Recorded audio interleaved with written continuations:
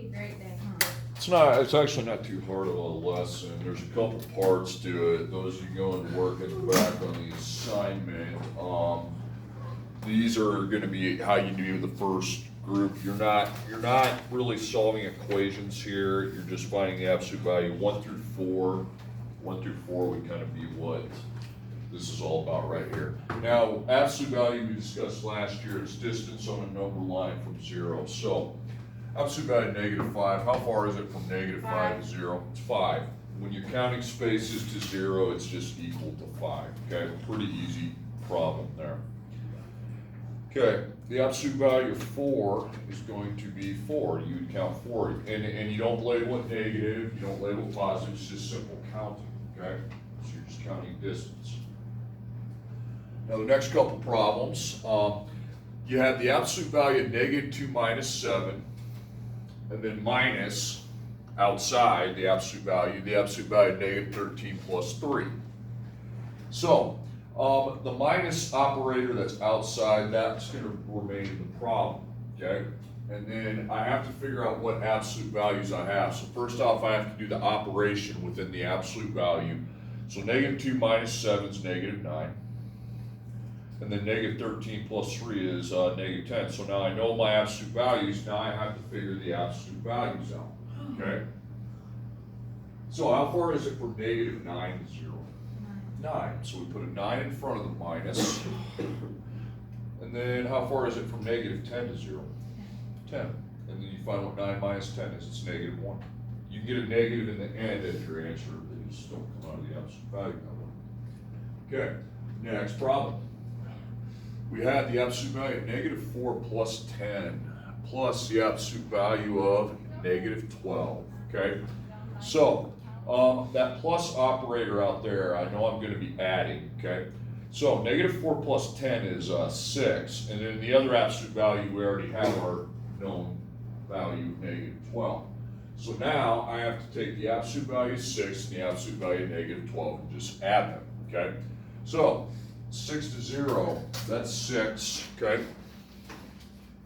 If I'm at -12 and I'm going to 0, that's going to be 12, okay? So 6 plus 12 is 18, okay? Any questions on that one? I'm going to go to do 1 through 4 real quick if you can. Stop at 4 though. What's your son? So. My video.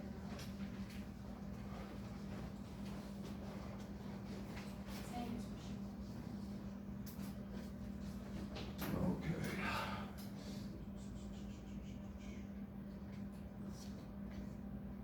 Do 1 through 4 real quick, then I'll do this.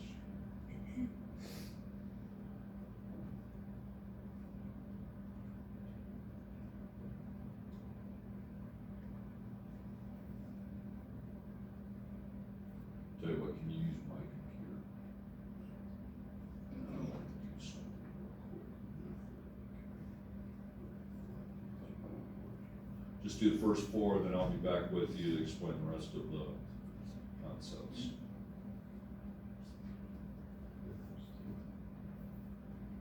Does everybody know what they're doing on those first ones?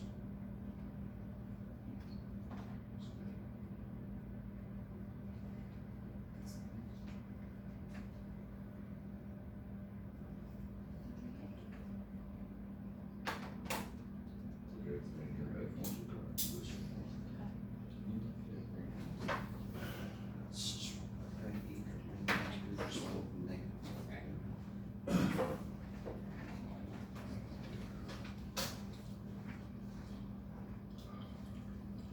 Mr. Hampton, So, would this be 8 or would it be 2? it'd be 8. Yeah, I know. Because, you know, the absolute value of -3 is 3, the absolute value of, that's 5. Good? Yeah. I'll show you how to do the equations here in a bit, okay? I The know. equations we did last year. So, On this, yeah, that's what I told you. rolls? Yeah. Or hold on, the absolute value of -5 is 5. Because this, we got 3 and -5, but if, how far is it from -5 to 0? 5, so it's just 5. 3 minus 5. Currency. Yep. For this Yeah, that's right. Oh, So when you get a negative at the end for your answer. Is it going okay, Chloe? yeah.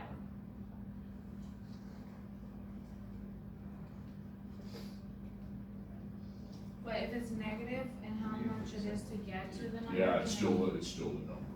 So it's 8 then? Yeah, 8, 4 plus 8, yep. I do. Yep. Oh, no, you're fine. Cause they didn't. make Oh, it. hold on, what's the absolute value of negative 8? How far is it from negative 8 to 0? 8, isn't it? So we just put that as 8. So if you're taking the number out of its bracket, K, positive. You know what I'm saying? So we're taking the negative 5 out of its bracket, and that negative 5 is positive. So it'd be- That's right.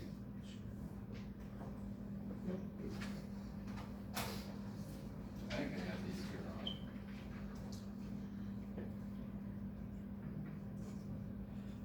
That one's right, as long as you understand how you got it, because the absolute value of negative 8 is 8. Okay, so you got 2, and then the absolute value of negative 3 is 3, so it's just 2 minus 3, not net minus negative 3.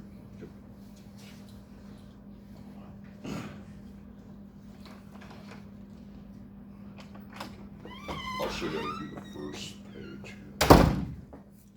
All right, now I'm gonna go to the equation part, go to the examples on here where it's solving for x. You can go back and finish those later, okay?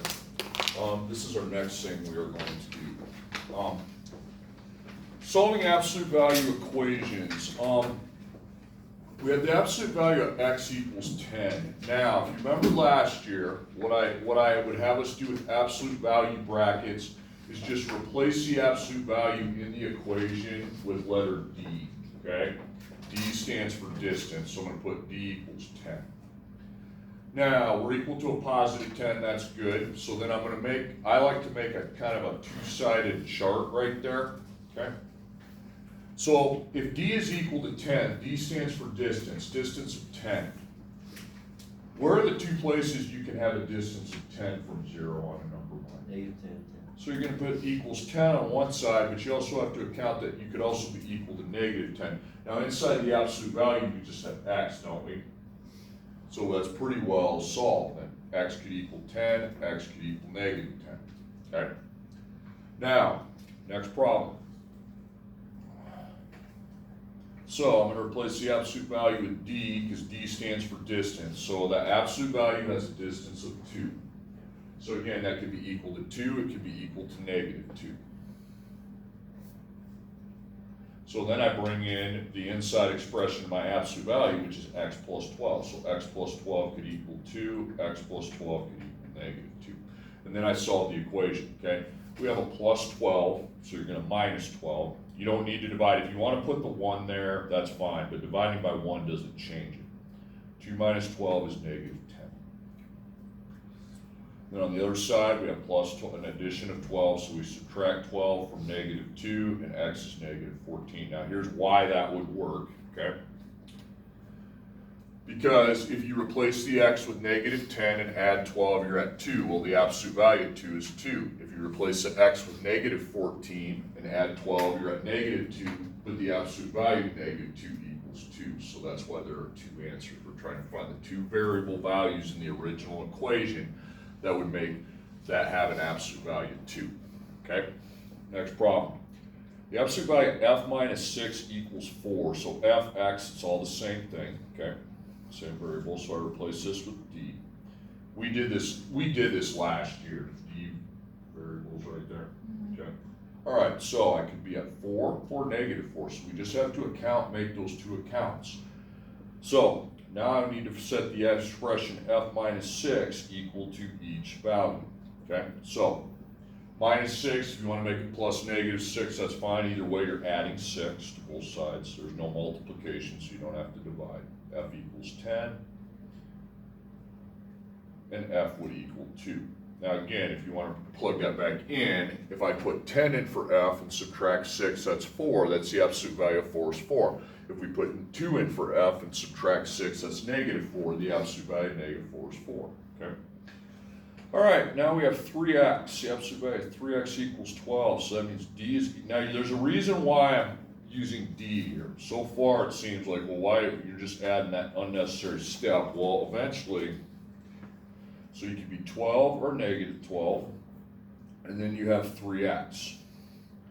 So we all know 3x means 3 times x, so that one I'm going to need to divide. Find what number times 3 is 12, so divide by 3. And 12 divided by 3 is 4. Okay, same one here, divide by 3, and x is negative 4. Now if you want to think about it, plugged in, 3 times x, so if x is replaced with 4, 3 times 4 is 12, the absolute value of 12 is 12. If I replace x with negative 4, 3 times negative 4 is negative 12, but the absolute value of negative 12 is 12. Okay. Now, if you're working ahead, you might want to go back, okay? Because we're going to run into some problems where there's operations outside the absolute value, which is why I like to use my d variable, okay? So again, I replace that absolute value with d, but I have minus 2 equals 4. So, I don't know my d value. What would I have to do with the minus 2 to get rid of it? You plus 2, okay? So if I plus 2, I get 6, and now I can proceed with the problem the same way. So d is equal to 6, okay? So, equals 6 equals negative 6.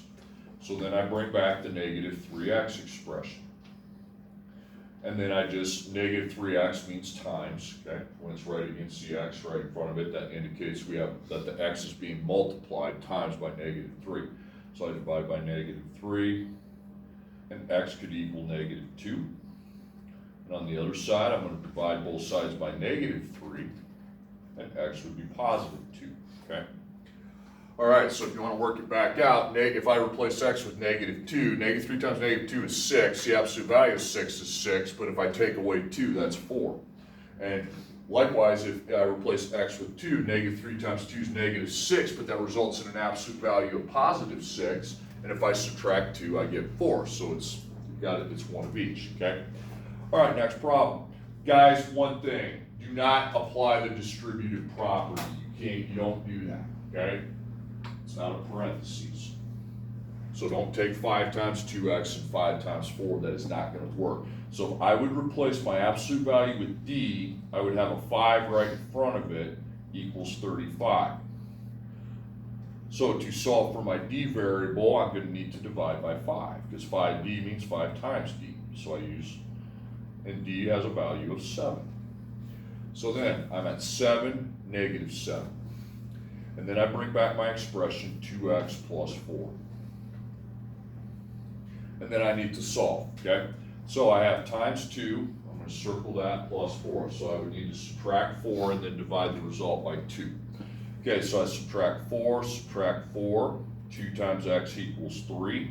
And then I divide each side by 2, and x equals 1.5 or 1 1/2, okay? Now, on the other side, 2 multiplied by x plus 4, so we have to subtract 4 first.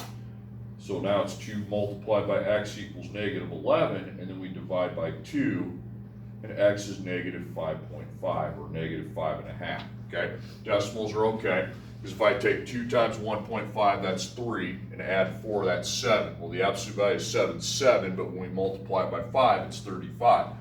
Now if I plug in negative 5.5, 2 times negative 5.5 is negative 11. Add 4, you're at negative 7, but then the absolute value of negative 7 times 5 is 35. Okay, next problem. Replace your absolute value with d. So you have 6d minus 3 equals 21. Okay? See, that just allows people to visualize what they have to do to find their d value. Okay? So I have times 6 and I have minus 3. So I add 3, add 3. So 6 times d equals 24. Divide each side by 6, and d equals 4.